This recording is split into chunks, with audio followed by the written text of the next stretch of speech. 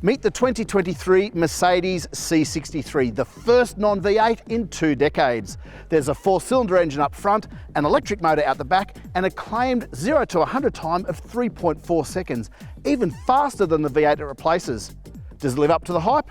We're about to find out. The new generation Mercedes-Benz C63, due in Australia from mid-2023, priced about $200,000, is unlike any other C-Class AMG sedan before it. This is the first non-V8 version of the C63 in 2 decades, and the first with 4-cylinder plug-in hybrid electric power.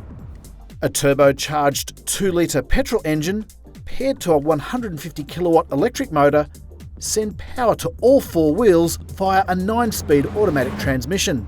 While many C63 fans will mourn the loss of the V8, the numbers are mind-boggling. The petrol engine and electric motor combined pump out 500 kilowatts or 680 horsepower in the old money and 1,020 newton meters of torque. Mercedes says the 2-litre engine is the most powerful of its type in the world, with V8-like outputs of 350 kilowatts and 545 newton meters. The 150 kilowatt electric motor has 2 gears, a launch gear and another that takes over above 120 kilometers an hour. The result? A claimed 0 to 100 time of 3.4 seconds, compared to the 4-second time of the outgoing twin-turbo 4-litre V8 rear-drive C63. More on the performance later in the video. The downside to all this technology? It comes with a hefty weight penalty. The new C63 weighs more than 2.1 tonnes, or more than 300 kilos heavier than the model it replaces, and is almost as heavy as a double-cab ute. Price is yet to be confirmed, but early estimates position it at about $200,000 in Australia, making it not only the most powerful C63 to date, but also the most expensive. The previous C63 sedan bowed out at $168,000 plus on road costs, so the new price represents an increase of almost 20%. The new C63 comes fully loaded with the complete list of advanced safety tech, high-resolution digital screens for the instruments and infotainment, a colour heads-up display, and 20 by 9.5-inch wheels front and rear, though the rear tyres are wider, 265/35s up front and 275/35s at the rear. The electric motor has a special boost mode that unleashes a bigger burst of electric power for up to 10 seconds. In this mode, the electric motor's regular 70 kilowatt output more than doubles to 150 kilowatts.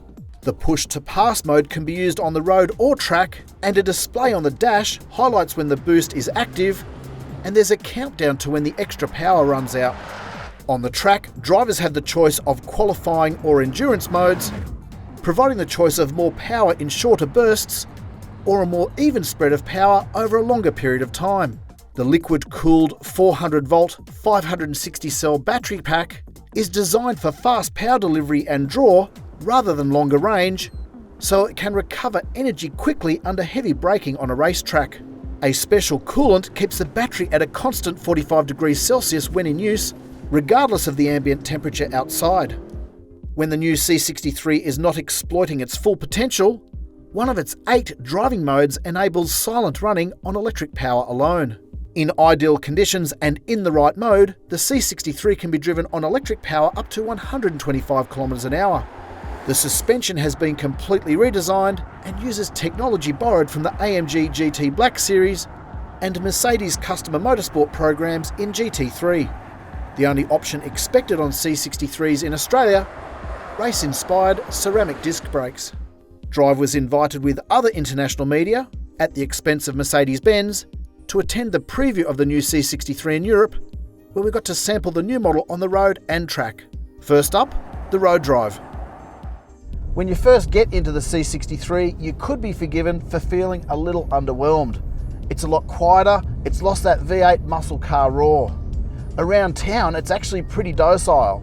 You wouldn't think this is a 3.4 second car. This might seem like we're being picky, but of course, no car is perfect. The boot is small, the air conditioning vents are noisy, there's a lot of road noise from the tyres, low speed ride is a bit busy, and at an estimated $200,000, that's a big price jump. But you find the right bit of road and it absolutely comes alive. For a 2.1 tonne car, the new C63 hides its weight really well. For context, it's almost as heavy as a Toyota Hilux. The difference is, a Toyota Hilux can't do this. It might be heavy, but the balance is sensational. AMG says it's 50-50 weight distribution front to rear, give or take 1%. Overall, it sits flat, it feels really neutral. But when you get into a tight corner, the weight starts to feel more apparent. The advantage this time around, it has all-wheel drive grip to claw its way out of trouble. This really is a forgiving car to drive. The other surprise with the C63 is how well the brake pedal feels. It doesn't have that dead zone like a lot of hybrid cars do. And the handover from electric to petrol power is almost seamless. The only time the C63 does develop a little bit of a stutter is at 120 kilometers an hour when the electric motor switches from one gear to the next. AMG says it's already working on a solution to make that change also seamless. I just wish it sounded a bit angrier. If AMG can find a way to liven up the exhaust, they will truly have a winner on their hands.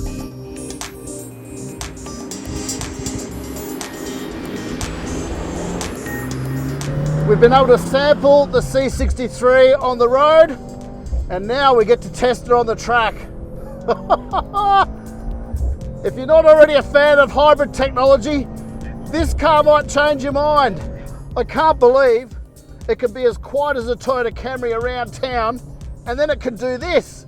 You can really feel the electric motor just give it that little boost before the petrol engine takes over and finishes the job. When Toyota developed its hybrid technology, I'm not sure they ever imagined it could deliver performance like this.